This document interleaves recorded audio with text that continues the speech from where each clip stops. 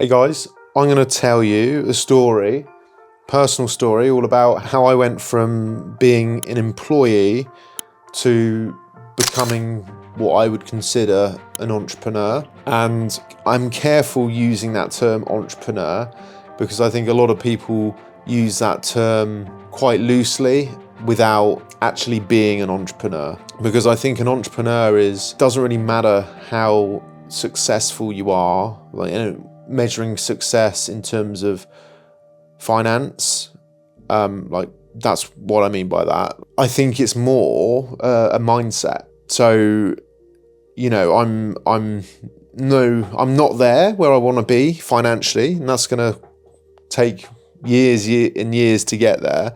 But I would definitely consider myself an entrepreneur now, just in terms of the way I think, having set up and ran multiple businesses now, and just the things that I've learned over the last 10 years as an entrepreneur. I think I've got some grounds and experience to speak about that topic. Not that I want to talk too much about entrepreneurship, but I want to share, because I think it might be helpful for anyone else to learn about, because we've got more guys coming into the program now that we're helping go from employees, specifically in, engineering, electrician backgrounds, to starting a side business, starting their own business in controls, automation, BMS smart homes. So I thought it'd be appropriate just to share my story, my background, how I went from being a very unhappy service engineer to my first taste of entrepreneurship. So I'm not going to take you past that first taste of entrepreneurship, but sort of show you and explain to you what that looked like and what the path was, things that I learned and all the rest of it. I started I left school 16, went into an apprenticeship as a mechanical engineer, mostly doing mechanical fitting on a big workshop, in a big workshop in Basingstoke, building machinery basically, with a little bit of electrical fitting here and there. And I don't know why, I was just always more interested in the electrical, but I was doing a mechanical apprenticeship. Anyway, did that for 4 years. Got made redundant at the end of that 4 years because it was clear that, just me back then, as a teenager, someone who wasn't really that interested in what they were doing. Yeah, they basically sacked me, which was completely within their right and fair enough, because what I wanted to do, actually, thinking about it back then, is I wanted to become a service engineer. I wanted to go around sort of traveling, fixing machines, all of that. But I probably hadn't demonstrated to them then that I had what it took to be a service engineer. Very immature, just was a miserable teenager. My nickname was actually Knuckles, because they would joke that I was just a miserable, grumpy Kevin off Harry Enfield, teenager just dragging my knuckles across the floor. So yeah, they were like well within their right to get rid of me. So yeah, anyway, did that for 4 years, did my apprenticeship, went to college, hated it, learning a load of stuff that just doesn't apply in the real world. Like, I couldn't tell you anything that I learned in college for that 4 years that I actually applied in the real world, building machinery. It was just felt like such a waste of time. Bearing in mind, I'd just left school, I hated school, a similar sort of thing. There was a few subjects like design, resistant materials like woodwork, art. Those were the IT to a certain degree. Those were the subjects that I was interested in, but everything else, just couldn't care less. So to then go back into college and doing stuff where classroom setting, not applying any of it in the real world, I just felt like it was a complete waste of time. MVQ, same thing, just a complete grind and waste of time. And even the lecturer that I had, or the engineer lecturer at college, agreed with me, and agreed with everyone. He just said it's just a box ticking exercise. So just complete waste of time. This is, and it really, I don't want to go too much off on a tangent, but it just definitely influenced what we're doing now with, the training programs that we're doing and the coaching that we're doing, so that it is applicable real world stuff, because you just don't learn what you need to learn that make you a good engineer capable of performing in the real world at college and university. You just don't. It's, I spoke to enough people now that say the same thing. I've got my own experiences. It's just, why bother? Why bother having these institutes if they don't actually help people in the real world? Anyway, I'm not going to go down that route on this video. This video might go on for a while, so bear with me. Anyway, left college, got sacked basically from my apprenticeship. Then I worked for about 6 to 9 months in a smart home startup. It was actually my dad's business. Won't go into all the details of that. That was right around the recession, 2008. Unfortunately, and it was before its time in terms of the technology, certainly in the UK. So that business didn't succeed in the end, which was a real shame. But that gave me a taste of entrepreneurship, business. Not that I was really aware of it back then. I was still, early 20s, teenager, didn't really care that much, but definitely was more interested in that than what I was doing in my apprenticeship, doing mechanical engineering. So did that for a bit. Then I was a recruitment consultant for like 6 months, got sacked because I was shit at it and didn't care for it, and just was bored, was really bored of it basically. Then I went back into engineering, and that's where I basically spent most of my career, at least up into my sort of mid to late 20s, as a service engineer. So for, I would say, 7 years-ish, I don't know exactly, 5, 6, 7 years, I was a service engineer, but I was hopping between jobs as an employee, because I would join I was traveling about, that was cool, I had some level of autonomy, traveling about, but was away from home quite a bit, wasn't able really to have a social life outside of work, like wasn't really able to go to the gym, wasn't able to play rugby, wasn't, one particular place that I worked, there was a lot of traveling abroad. So traveling back on Fridays, getting down the pub as soon as I can to spend time with mates. Saturday again, same thing, down the pub with mates. But then Sunday would have like half a day, and then would have to travel on my Sunday to be in another country ready for Monday morning. So that went on for quite a bit. And anyway, packed that up because it was just too much traveling, wasn't able to socialise. Started back then, was getting anxious and unhappy and couldn't really connect the dots. Like I was having these like feelings of anxiety, and I've it's not a sob story, but I wasn't aware for a very long time of like these sort of feelings of discomfort and fear and unhappiness. A lot of it was anxiety because I was doing something that I knew I didn't really want to do. It just took me a long time to work out what these feelings were relating to. So anyway, I was starting to become quite unhappy. Anyway, got another job back in the UK because I spent like 2.5, 3 years doing that job, traveling about, and just couldn't do it anymore. So got a service engineering role back in the UK, still away from home a bit with staying in hotels, but at least I wasn't traveling abroad. But it was shit. It was going around servicing just equipment. So once you've been there a few months, you basically learn everything, and it was just monotonous. A monkey could have done it. I used to joke like a monkey could have done my job as a service engineer. So I didn't last there very long because I was just bored. So I found the next place, and anyway, it's the same story. The next places weren't quite as boring as that place where I was just at, but it was the same thing. Within like 3, 6, 9 months, you kind of knew all the things that you were servicing, maintaining, calibrating, and it was just like the same old thing, day in, day out. And then, so I was like, initially it was like, I'll just change jobs, and then that feeling, that boredom, that feeling like I'm not reaching my full potential would just go away, and realised over a number of years that it's just the same thing. Yes, it's a different company, it's different machinery, but it's the same thing.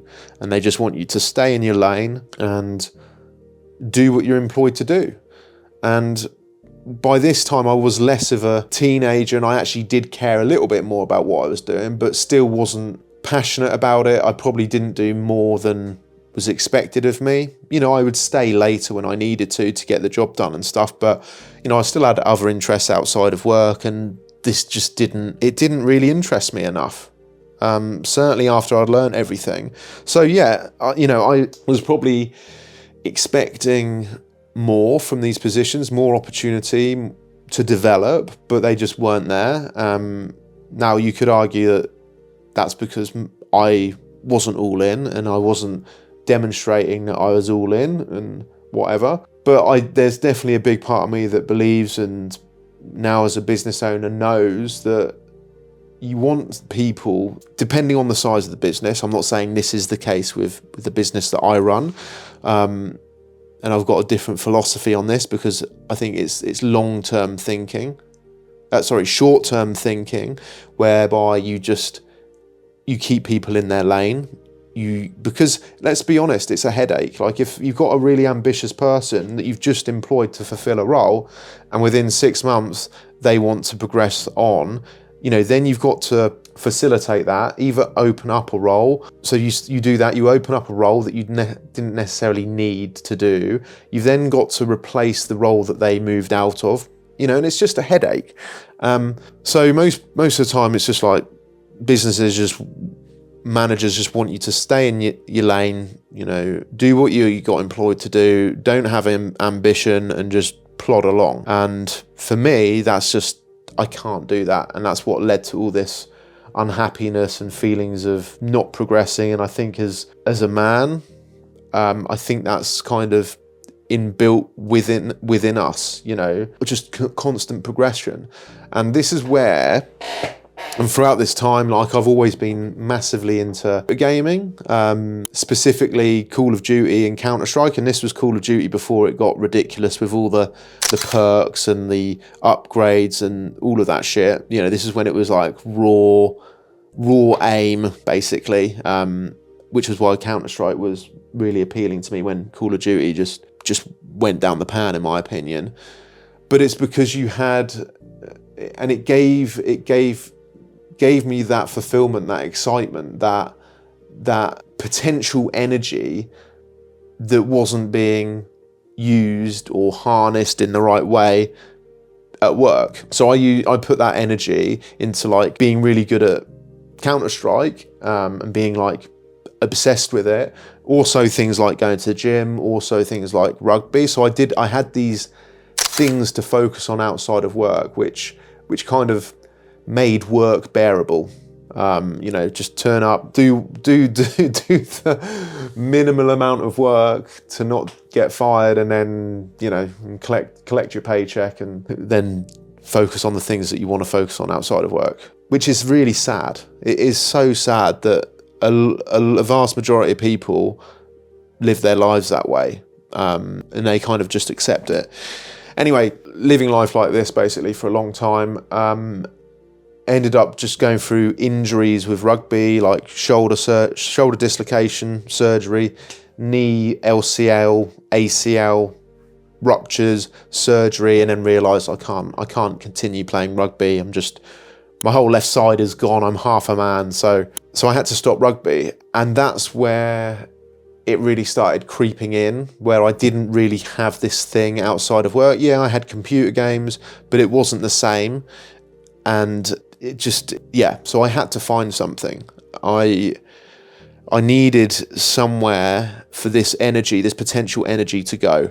Because the rugby was a massive thing for me. And just computer gaming alone just wasn't enough. And anyway, I started becoming depressed, upset, anxious, felt a bit trapped and pigeonholed that I was a service engineer, and like obviously looking for other opportunities all the time, wanted to do other things, but I just felt like, you look at these job descriptions, you need experience, which we all interpret before we actually understand things on a deeper level, that experience means that you have to be time served in that industry, which a lot of the time that's what it says on these applications. And the reason recruiters do that, and because I used to be a recruitment consultant, is to filter out the shit. What I now know is experience, actually what that means is, do you understand what you're talking about?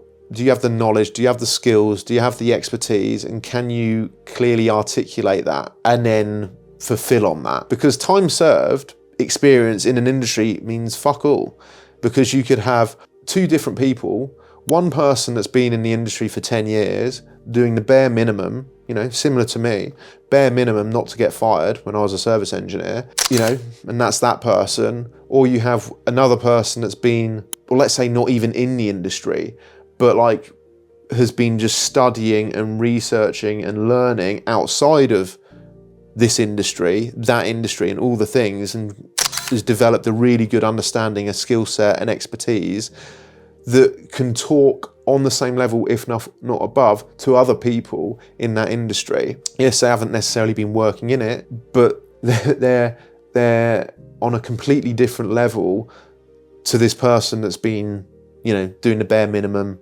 but has been time served in the industry for 10 years. It's just different, but it's done to just, filter out the shit, basically, because it filtered out me applying for other roles, and I probably would have been shit. So it works. Anyway, so I just felt trapped as a service engineer, just doing the same boring work day in, day out, and realised by that time that it was the same thing. Didn't really matter what company that I hopped over to, it would be the same thing.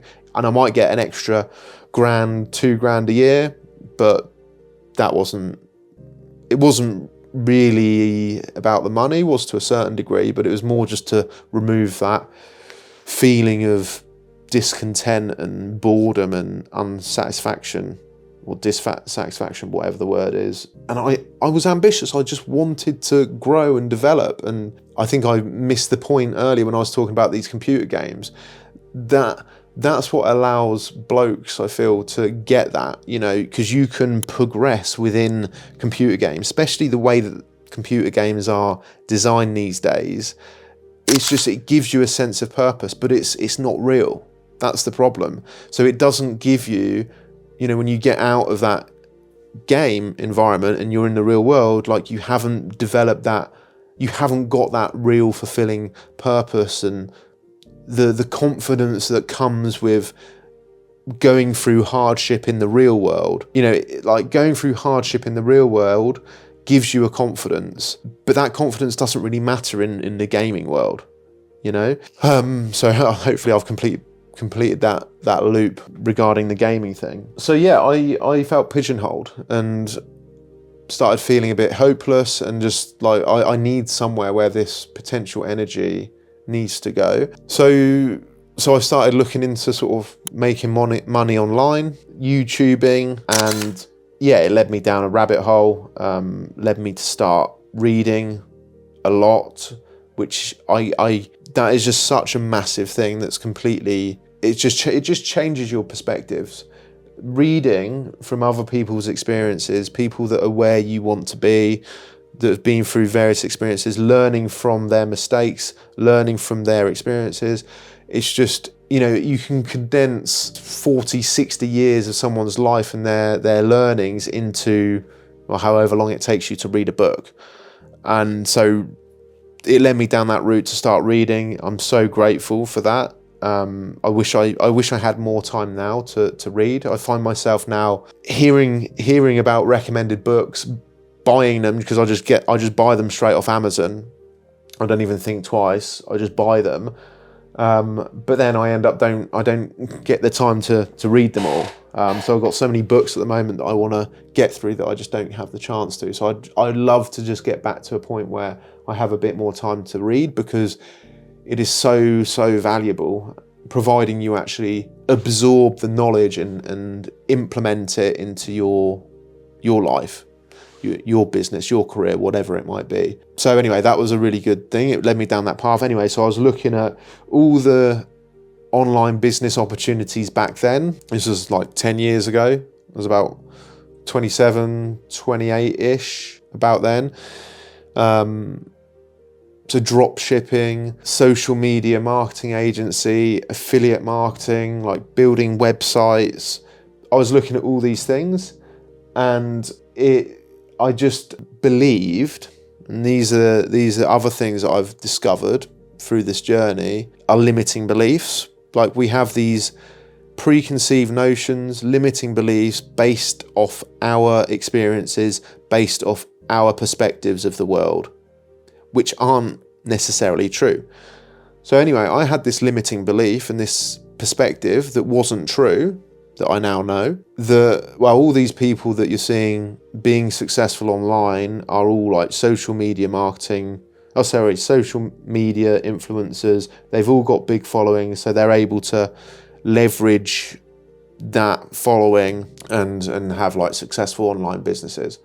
So I was like, oh, well, back to being depressed, back to being unhappy, felt like there was no hope. I just had to kind of accept my situation. Maybe I just need to try and so I kind of accepted, a side hustle. Making money online just wasn't going to be doable. I needed a social media following. So yeah, then started thinking, well, I just need to change industries. I need to get out of engineering. I need to stop being a service engineer. Anyway, so I started going down that route, thinking about getting into cybersecurity. That was it. Cybersecurity was like a big thing kicking off then. So I was thinking, well, I've got some sales experience to some degree. I'll rewrite my CV and start applying for sales positions in the cybersecurity industry.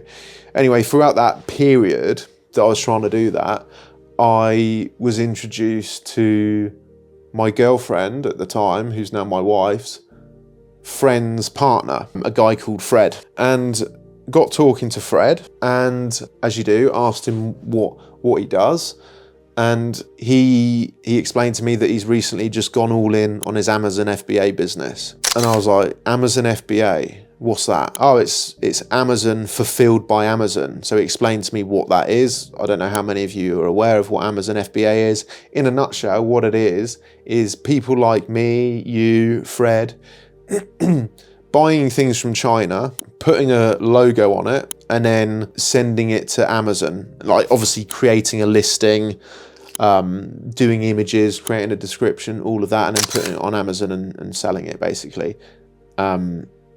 So yeah, that's Amazon FBA. So he was telling me how he'd been working in logistics in Felixstowe, which is like in Suffolk, east of England, massive, because they've got massive docks, the biggest docks in Europe. He lives in Felixstowe, and most people there, they work on the docks in Felixstowe doing logistics. So that's what Fred was doing.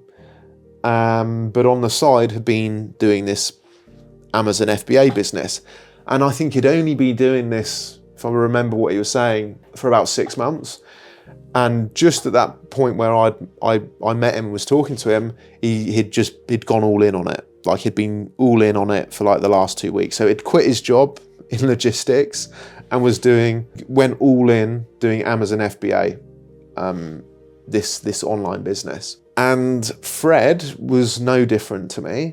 Like, just a normal guy, no social media presence, no online presence, just a normal guy. So that, and he was telling me sort of the money that he was making, and it was obviously enough to sustain him. He was showing me like what his next listings and products were going to be. So he's building this big portfolio of products and listings. So that completely shattered my limiting belief, and that sent me down that path. So within, I think it was like 3 months, I had set up I'd done all the research. So yeah, so I was like, well, if Fred can do it, I can fucking do it.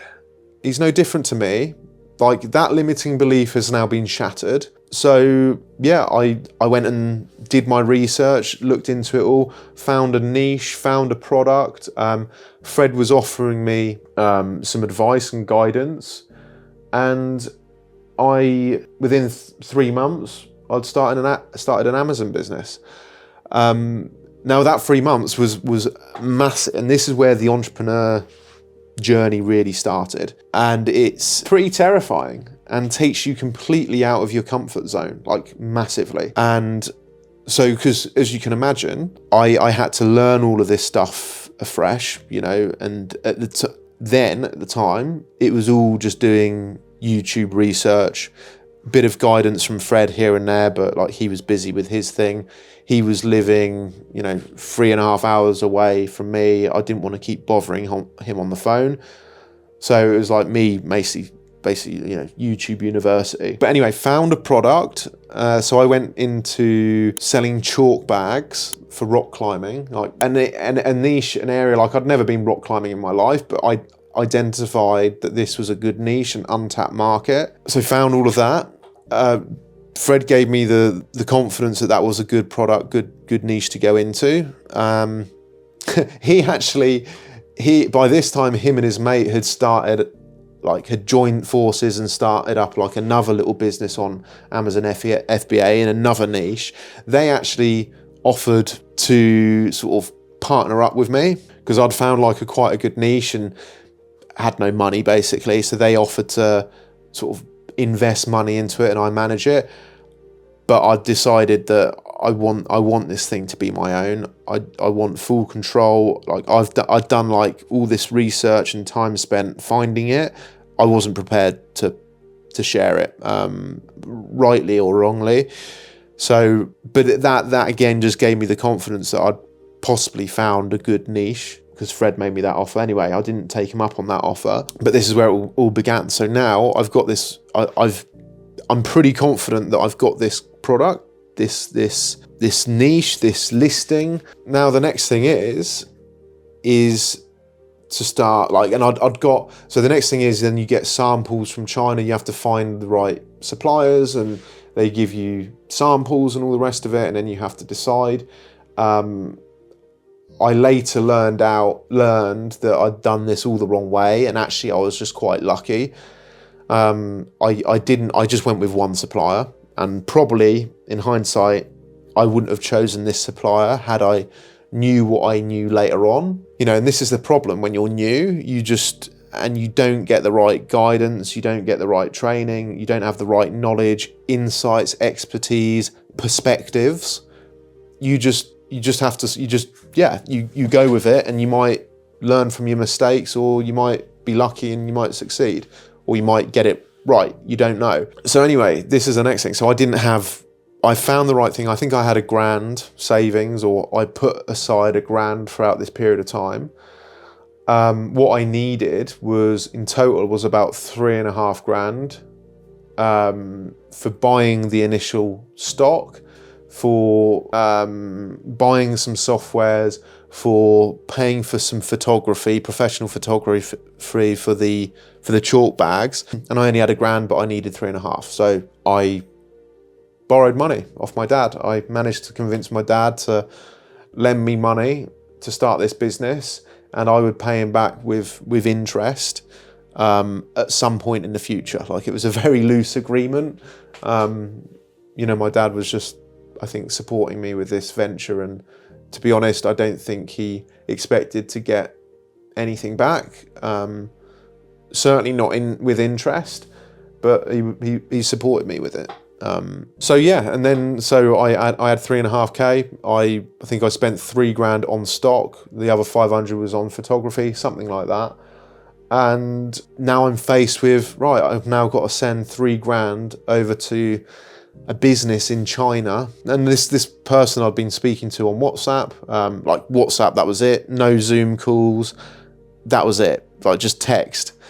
And I had to put my trust and faith into this person on the other side of the world in China that I'd never met, that if I gave him £3,000, that he would produce the goods for me and send them to the UK. So yeah, a massive, massive risk, massively out of my comfort zone. But then I'm like, well, look, this is now where you're at, and this is the decision that needs to be made. You either make the decision and you see what happens, or you don't make the decision and that's it. This is as far as you've got, because you couldn't muster up the courage to take that next step, because now there's money involved, and significant amount of money, certainly for me back then, and a lot of it wasn't even my money. So it's like, what do you do? And you just think, well, what are the consequences? I don't think I actually consciously thought like this back then. I just knew. But like, thinking back now, it's like, what are the consequences of me not taking this step across the bridge and just staying there? Well, nothing will ever change, and I will just stay in my current situation, being unhappy. Also, then, with the knowledge that that stopped me, that held me back. That roadblock was the thing that stopped me. So I would probably have felt even worse than I already did. You know, lacking confidence, lots of potential energy, not going into something and continuing to get more anxious, more depressed, and God knows where I'd have ended up. So I drew the line and committed and sent the money over and hoped to a certain degree that it would pay off. But at least I've now taken that step, and it did pay off. And I would put that down to luck to a certain degree, because I didn't know what I didn't know back then compared to what I knew 6 months later. Anyway, it all worked out all right. The stock arrived, and then we started sending it into Amazon, and I started making sales. And this was my first taste of of business. You know, just not having a bloody clue what I was doing, but learning as I was going, and not realizing, not tracking things correctly, spending money on advertisement. So something on Amazon called PPC, so pay per click. So you need to run ads to start with to get your product shown high enough in the search results to start making sales. So Amazon already take a big chunk. Now they're taking an even bigger chunk, because I'm paying them for them to put me higher up in the search results. But you have to do that to get traction, get reviews, etc. And anyway, just didn't know what I was doing. Was it took me a while to realize that I wasn't making money. So I was like selling stocks, I was getting some money in, but I hadn't worked out all my costings, expenses, what I'd need to make in terms of what I'd need to, price the chalk bags at to then make a profit. Like, it's just hilarious looking back on it. I had no concept of what I was doing. Anyway, so was a complete mess for like 6 months. Worked out what I was doing wrong, or worked out some of the things that I was doing wrong, and then thought, look, I don't know what I'm doing here. I have no idea. So I started doing more research online, YouTube, and then I came across this guy called Andrew Minalto, can't pronounce his second name, who had a course called Amazon Sharks. And I was like, I knew there was loads that I didn't know. You know, it's the unknown unknowns, or the known unknowns. I can't remember how it all splits, but knew there was a lot that I didn't know. And this guy had clearly knew what he was talking about, had launched multiple businesses on Amazon and had a course. And it was another grand, and it was $1.5 grand. By this time I'd made a little bit of money back, but I'd not recovered that 3.5K, no way. And now I was faced with, well, do I invest another $1.5 grand to give me some clarity and confidence and help on, because I'd already made some level, like I'd already invested so much. I don't want this investment to go down the pan. So I was kind of like, and I knew that there was lots of stuff that I was doing wrong, and I didn't want to lose that investment. I wanted to make money back on that investment, not only for myself, but so I could pay my dad back with interest at the bare minimum. So I was like, fuck it, I'm going to invest more. I had genuine confidence. Well, I had enough confidence to make that investment in this Amazon Sharks course, But again, it's getting out of your comfort zone. This is just the guy on the internet with a course, and this was like a faceless course. Like he had a photo of himself, but he didn't have, I don't know how I found him, because it wasn't on YouTube actually. I think it was a Facebook group. Like, I didn't know him as a person. It was just like advice on a Facebook group. So yeah, a lot of uncertainty, a lot of discomfort, but I had enough confidence again that this was the right decision. He'd be able to help. So I invested that £1,500 in his course, and 3 months later, I'd sorted a hell of a lot of the shit out and the mess out, and I was now profitable, and I'd done, well, what I learned is the supplier that I went with, I probably shouldn't have gone with that supplier. Like he didn't have enough positive reviews. He wasn't like really big. There's a lot of things that had I known then what I did now, probably would have led me not to go with that supplier. Anyway, the supplier was lovely. He was great. A guy called Libor, worked with him for about 2 or 3 years before I packed it in, and it was all good. So, you know, that just shows you don't always have to listen to the advice of people, but that advice was like the safer option. But it's not to say that it's always the right thing. But yeah, anyway, I think the moral of the story of that is like that now. So I've been running my own business for like 6 months now. And I was starting to make money back. I was making profit. I was reinvesting it. I was looking at other products. So then I went with liquid chalk, like for rock climbers again, and for weightlifters, under the brand Upper Gear. That was my brand, Upper Gear. And that was another thing that I invested in, is like getting a logo created back then, you know, before websites like Fiverr and Upwork, and before AI. So I invested money in a graphic designer. And like just all these things, there's just so many lessons that you learn along the way, that you're getting out of your comfort zone. And like that thing, like as I mentioned, I packed it up, I cashed out, and maybe that's for another video as to why I decided to cash out. But they're all things, and like, so those investments, by the way, I did, just so you know, when I cashed out, I did make profit. I was able to pay my dad back with an interest, and I had some money left over as well as myself. So we both profited in the end, after I sold out all my stock. But like, even if I didn't, like, I learned so much along the way, and I learned that wasn't the thing for me, but I felt like was on the entrepreneur path. My mindset had started, or had changed, you know, and was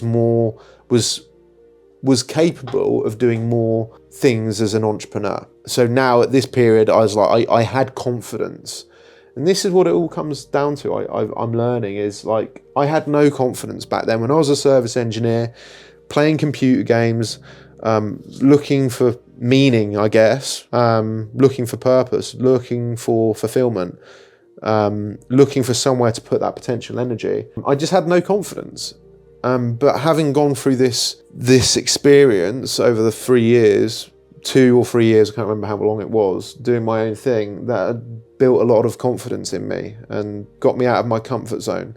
Because the more you're out of your comfort zone, the more you continue despite the feelings of fear and anxiety, the more confidence that builds within your own self-belief that you are capable and you can do things despite the fact that you feel uncomfortable. And you do that enough time, it builds an inner voice, a right inner voice that is transferred into other things. Now, you're still going to have, like, for me anyway, these same feelings of anxiety and fear. Like, we're human, so unless you're a psychopath, you probably are going to feel these things. But you've got enough evidence and proof that you've done this before. Despite the feelings, you've got through it, and the feelings don't last, you know, and it's just a matter of confidence. But having the confidence that you've done it in the past gives you the confidence to continue getting out of your comfort zone and taking calculated risks. and making decisions that perhaps you wouldn't have made before, because you know, unless you make certain decisions, things aren't going to change. Like, it's the definition, it's Einstein's definition of insanity. Unless, what does it say? How does it say? Yeah, expecting a different outcome whilst without changing the way that you do things is the definition of insanity. The quote goes something like that. You get the point. Like, how can you get a different outcome if you continue doing things the same way? And this is just business and entrepreneurship. It's just constant learning, constant change, constant development. There's no, this is what's brought me so much fulfillment and purpose in my life, is entrepreneurship and being in complete control and being completely responsible for everything. You know, it's on no one else but me. And that's it's really tough thing to accept, that everything is my fault, everything is my responsibility, everything is in my control, because it's the thoughts that we have that aren't in our control necessarily, but it's the decisions that we make around these thoughts and then the actions that we take that we are responsible for and we are in control of. And once you realize that it's all within your control, it's all your responsibility, it is so liberating, because you know that you are in charge of your life and you're responsible, whether you decide to or not, to get to where you want to get to. And yeah, there's going to be some hurdles and it's going to take some time, but it's up to you. And this is kind of where I'm at now in my entrepreneurial career. And like, don't get me wrong, like it is tough and it is stressful and there's a lot of worry, but I'd much rather have that, knowing that I'm developing, knowing that I'm growing, knowing that I'm getting out of my comfort zone on a daily, weekly basis. I would much rather the stress and the pain and the discomfort of growth, rather than just staying stagnated as an unhappy service engineer with no purpose, with so much potential energy not going into anything of meaning anyway. I know what that's like. I know how horrible that feeling is. So I would trade what I have now any day of the week. And like, I'm nowhere near where I want to be in terms of like financial success, but I am where I want to be now in terms of what I'm doing in life and purpose and all the rest of it. And that's the beauty of entrepreneurship, because it gives you full control. So yeah, hope you enjoyed the video.